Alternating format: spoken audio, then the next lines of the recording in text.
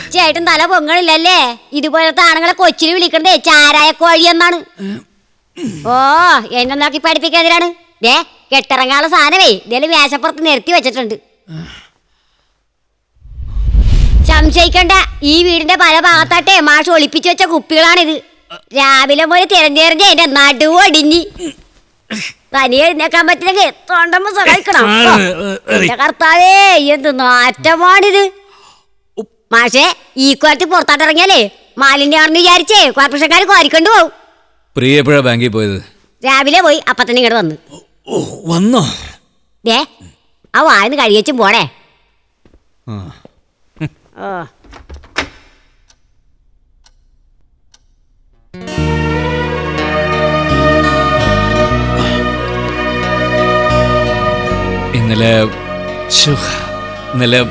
ഇന്നലെ ഒരു പ്രത്യേക സാഹചര്യത്തില് സത്യത്തിലൂടെ സംഭവിച്ചെന്താണെന്നറിയാമോ? വേണ്ട, ഫോർമലായ ഒരു സോറി പറച്ചിലും അഡ്ജസ്റ്റ്മെന്റും ഇനി നമുക്കിടയിൽ വേണ്ട. നിങ്ങൾക്കിനി എവിടെയും പോവാം, എങ്ങനെ വേണേലും ജീവിക്കാം. ഞാനും എന്റെ മോനും ഒരു തടസ്സം ആവില്ല. മനസ്സിലായില്ല.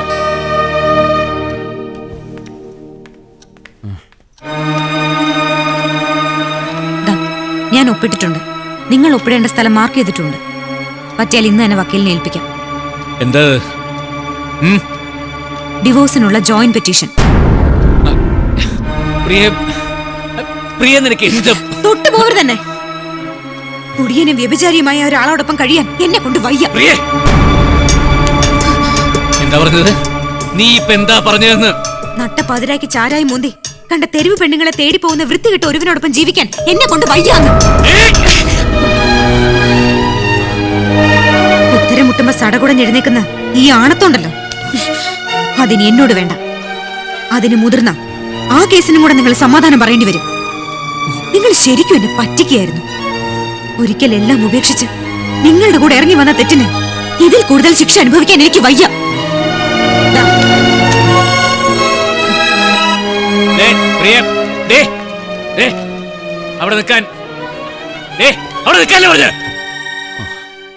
നീ എന്താടി പറഞ്ഞത്? നിനക്കെന്നെ മടുത്തു എന്നല്ലേ? എനിക്ക് മടുത്തടി നിന്നെ. എനിക്കും മടുത്തു. ഇനി നിന്നേക്കാൾ 1000 മടങ്ങ് ബെറ്റർ അടി നീ പറഞ്ഞ തെരുവ് പെണ്ണുങ്ങള്. ഈ കഴിഞ്ഞ 17 വർഷത്തെ എന്റെ നരക ജീവിതം ഞാനും അവസാനിപ്പിക്കാൻ പോവാടി.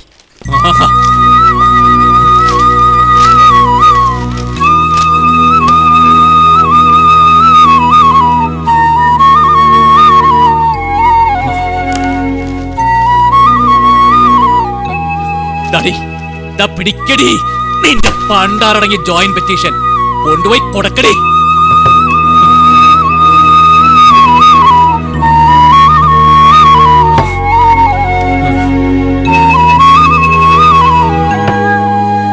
പ്രിയച്ചി, ഒരു അരിശം കൊണ്ട് കിണറ്റി ചാടാൻ പറ്റൂ. 7 അരിശം കൊണ്ട് കിണറ്റിന് കയറാൻ പറ്റില്ല കേട്ടാ. ഞാൻ പോയി മാഷിനെ വിളിച്ചോണ്ട് വരട്ടെ. ഇതൊക്കെ ഇനി ഇങ്ങനെ നടക്കൂ. താണ്ടമ്മ വീട്ടിൽ പൊയ്ക്കോ. ചേച്ചി, ഞാൻ വിളിക്കാം. നാളെ വന്നാ മതി.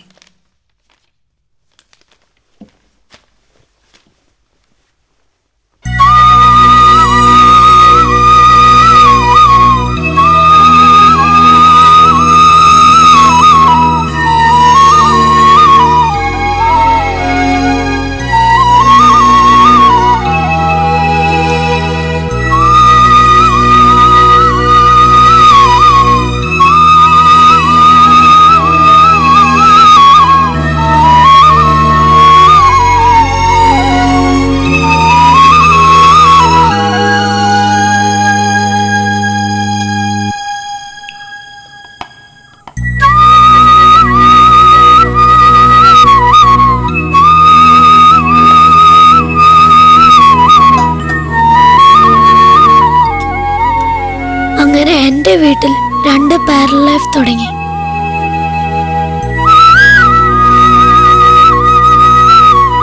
കോടതി നിർദ്ദേശിച്ച 3 കൗൺസിലിംഗിന് ശേഷവും ഇരു കക്ഷികളും പിരിയണമെന്ന തീരുമാനത്തിൽ തന്നെ ഉറച്ചു നിൽക്കുന്നതിനാൽ ഇനിയുള്ള 6 മാസക്കാലം ഇരുവരും പരസ്പര ബന്ധമില്ലാതെ മാറി താമസിക്കണമെന്ന് കോടതി തീരുമാനിച്ചിരിക്കുന്നു. ഈ 6 മാസത്തിന് ശേഷവും വിവാഹമോചനം നേടി പിരിയുവാൻ തന്നെയാണ് കക്ഷികളുടെ തീരുമാനമെങ്കിൽ ആയത് കോടതി പരിഗണനയ്ക്കെടുക്കുന്നതാണ്. ഈ കാലയളവിനുള്ളിൽ ഇരു കക്ഷികളുടെയും സ്വത്തിലും പരസ്പരമുള്ള മറ്റ് അവകാശങ്ങളിലും വക്കീൽ മുഖേന രമ്യമായ ഒരു തീർപ്പുണ്ടാക്കണമെന്നും കോടതി ഇതിനാൽ ആവശ്യപ്പെടുന്നു. രമ്യമായ ഒരു തീർപ്പെന്ന് കോടതി പറഞ്ഞാൽ അത് നിങ്ങളുടെ ഈ തർക്കത്തിന് കൂട്ടുനിൽക്കുക എന്നല്ല അർത്ഥം. കാര്യങ്ങൾ എത്രയും പെട്ടെന്ന് പരിഹരിക്കുക എന്നതാണ്. അതിന് വക്കീല് പറഞ്ഞ വഴി എനിക്ക് സ്വീകാര്യമല്ലെന്ന് ഞാൻ പറഞ്ഞോളൂ. മിസ്റ്റർ സത്യനാഥൻ, മരിക്കുന്നതിന് മുമ്പ് പ്രിയയുടെ അച്ഛൻ അവരുടെ പേർക്ക് എഴുതി കൊടുത്തതാണ് ആ സ്ഥലവും വീടും. ഇപ്പൊ കാണുന്ന വീടേ എന്റെ PF നിന്നും കൂടി ലോൺ എടുത്ത് ഞാൻ ഉണ്ടാക്കിയ വീടാ. ഇപ്പോഴും അതിന്റെ പലിശ മാസാമാസം എന്റെ ശമ്പളത്തിൽ നിന്ന് ഞാൻ കെട്ടിക്കൊണ്ടിരിക്കുക. ഇങ്ങനൊരു അവസ്ഥയില് ഒരു വാടക വീടെടുത്ത് മാറാൻ തൽക്കാലം എനിക്ക് ഉദ്ദേശമില്ല. ഇനി മുതൽ ആ ലോൺ ഞാൻ അടച്ചോളാം വക്കീലേ. അയ്യേ, അതങ്ങ് കോത്താഴത്ത് പോയി പറഞ്ഞാ മതി. ഇതുവരെ ഞാൻ മുടക്കിയ ലക്ഷക്കണക്കിന് രൂപയ്ക്ക് ആര് സമാധാനം പറയും? 3-4 മാസത്തിനുള്ളിൽ ഞാനത് തന്നു തീർക്കും. ഞൊട്ടും. ഇപ്പൊ ഈ നിമിഷം ദാ ഇവിടെ ഞാൻ മുടക്കിയ കാശ് വെക്കുകയാണെങ്കിൽ ഞാൻ ഒഴിഞ്ഞു തരാം. അല്ലാന്നുണ്ടെങ്കിലേ ഞാൻ പണിത വീടിന്റെ മുകളിൽ തന്നെ താമസിക്കാൻ എനിക്കറിയാം. ഈ തർക്കം കാണുമ്പോ നിങ്ങൾക്ക് പിരിഞ്ഞു ജീവിക്കാൻ യഥാർത്ഥത്തിൽ താല്പര്യമില്ലെന്നാ എനിക്ക് തോന്നുന്നത്. ആ തോന്നലൊക്കെ അങ്ങ് മാറ്റിയേക്ക് വക്കീലേ. ലോകത്തേത് വൃത്തികെട്ട പെണ്ണിന്റെ കൂടെ ജീവിച്ചാലും ഇവളുടെ കൂടെ മാത്രം ഞാൻ ജീവിക്കില്ല. അത്രയ്ക്ക് വെറുപ്പ് തോന്നാൻ എന്തെങ്കിലും ഒരു കാരണം വേണ്ട സത്യനാഥ. സ്നേഹം തോന്നിയിട്ട് വേണ്ടേ വക്കീല് വെറുപ്പ് തോന്നാൻ? ജോലിയുടെ ആവശ്യത്തിനും അല്ലാതെയൊക്കെ ആയിട്ട് എത്രയോ ദിവസം ഞാൻ വീട്ടിൽ നിന്ന് മാറി നിൽക്കുന്നതാ. ഒരു പ്രാവശ്യമെങ്കിലും ഹൈ മിസ് യൂടാന്നൊരു മെസ്സേജ് ഇവളെനിക്ക് അയച്ചിട്ടുണ്ടോ? ദിവസവും ജോലിക്ക് പോകുമ്പോൾ എത്രയോ വാഹനങ്ങൾ ചീറിപ്പാഞ്ഞു പോകുന്ന റോഡാ. എന്നെങ്കിലും ഒരു പ്രാവശ്യം ടേക്ക് കെയർ ഡാ എന്നൊരു വാക്ക് നീ പറഞ്ഞിട്ടുണ്ടോ? സ്നേഹം എന്താണെന്ന് അറിയണമെങ്കിലേ ആ ഫേസ്ബുക്കിലേക്കൊന്ന് പോയി നോക്ക്. അവിടെ കുട്ടികൾ പറയുന്ന വാക്കുകൾ കേൾക്കണം. ഓക്കേടാ, ബൈഡാ, സീയുടാ, ഉമ്മടാ, അതൊക്കെ കേൾക്കുമ്പോണ്ടല്ലോ ഒരൊറ്റ. നിങ്ങളുടെ നശിച്ച ഒരു ഫേസ്ബുക്ക്. ഭർത്താവിന്റെ ഏത് തോന്നിവാസവും ഒരു ഘട്ടം വരെ ഭാര്യമാരെ ക്ഷമിക്കും. ആ ഒരു വലിയ മനസ്സ് സ്ത്രീകൾക്കുള്ളതുകൊണ്ടാ നിങ്ങളെ പോലുള്ള പല പുരുഷന്മാരും ഞെളിഞ്ഞു നിവർന്ന് നടക്കുന്നത്. ഇയാൾ എവിടെ വേണമെങ്കിലും ജീവിച്ചോട്ടെ, പക്ഷെ എന്റെ വീടിനകത്തുകൂടി കയറി ഇറങ്ങാൻ പറ്റില്ല. വേണ്ടായേ, ഞാൻ പണിത വീട്ടിനകത്തേക്ക് കടക്കാനുള്ള വഴി ഞാൻ തന്നെ ഉണ്ടാക്കിക്കോളാം.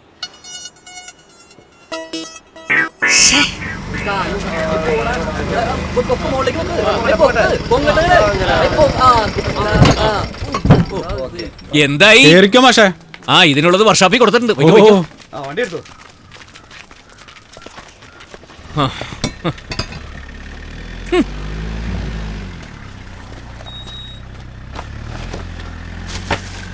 എന്റെ മാഷേ, ഇത് എന്ത് പണിയാണ് ഈ കാണിക്കണത്? മാഷ് മോളിലും പ്രിയച്ച് താഴെ എത്ര നാളെന്ന് വിചാരിച്ചിട്ടാണ്? അതെ, നിങ്ങൾ ഇവിടെ ജോലിക്ക് വെച്ചിരിക്കുന്ന ആരാ? മാഷ് ആണല്ലോ. എന്നാലേ ഇനി മുതൽ മുകളിലുള്ള ജോലി മാത്രം ചെയ്താൽ മതി. അപ്പൊ പ്രമോഷനാണോ? ആ, പ്രമോഷനാ. മാസം ഒരു 100 രൂപ അങ്ങോട്ട് കൂടുതലും തരും. മേലാൽ താഴെ എന്തെങ്കിലും പരിപാടി എന്ന് പറഞ്ഞ് പോയാ വേഗം ഇതൊക്കെ എടുത്ത് മുകളിലേക്ക് വെച്ചേ. പോ. ശമ്പളം തന്നെ ഒരു വരണല്ലേ, നമ്മൾ കേക്കുള്ളൂ. താങ്ക്സ് അച്ഛാ. എന്താ മോനെ? അമ്മയായിട്ട് പിണങ്ങിയപ്പോ ഞാൻ ഓർത്ത അച്ഛൻ വേറെ എവിടെയെങ്കിലും പോയി താമസിക്കുന്ന. എനിക്കിപ്പോ 2 പേരെയും കാണാം. അങ്ങനെ അച്ഛൻ പോവുകയാണെങ്കിൽ മോനെ കൊണ്ടല്ലേ പോവൂ. 6 മാസം കഴിയുമ്പോ കോടതിയിൽ നിന്ന് ചോദിക്കും, മോൻ അച്ഛൻ്റെ കൂടെ പോണോ അമ്മയുടെ കൂടെ പോണോന്ന്. അച്ഛൻ്റെ കൂടെ പോണെന്ന് പറയണേ. FBയിലേക്ക് വന്നതല്ലേ ഉള്ളൂ, അതിനുള്ളിൽ പോവാൻ തിരക്കായോ? ഇവിടെ എല്ലാരും ഉണ്ട്. ഞാൻ മുകളില, ഇവിടെ ആരുമില്ല.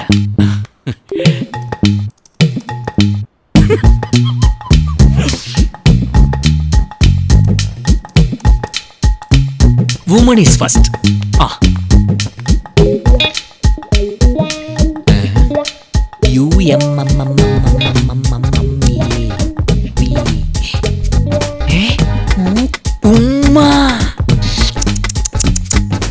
എന്നാ പിടിച്ചോ.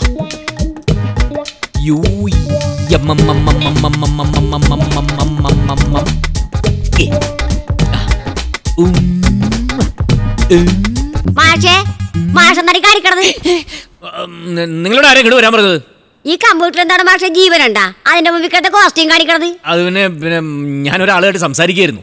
എന്റെ ഈശോയെ, ഇങ്ങനെ തള്ളേ, നിങ്ങളുടെ പണി കഴിഞ്ഞില്ലേ? വേഗം പോവാൻ നോക്കി. കൊണ്ടാ രാജപ്പച്ച കാണേ. ചെല്ല്.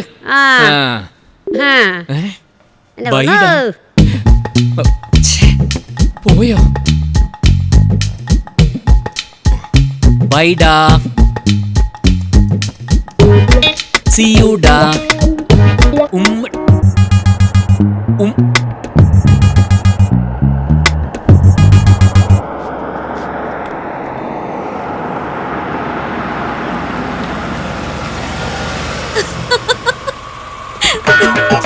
ബൈ. ബൈ, നാളെ കാണാം. ശരി.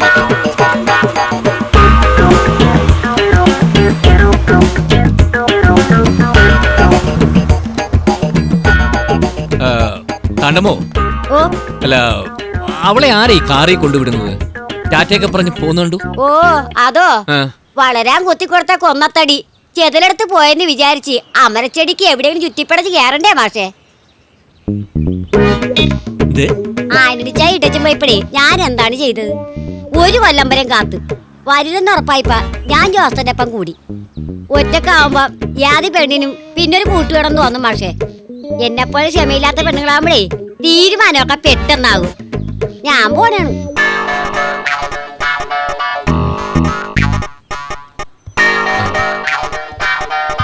ഏയ്.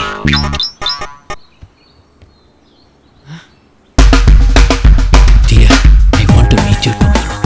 Very urgent. 10 AM at beach.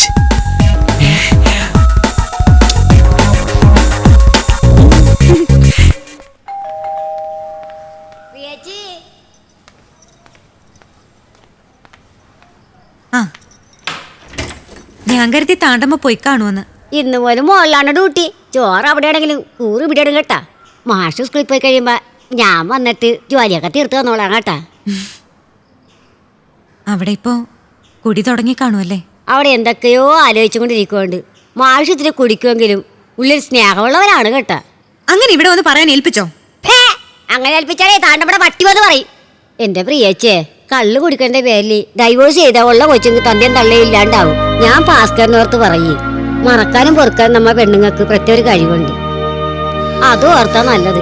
ഞാൻ പോയേച്ചും വരാം.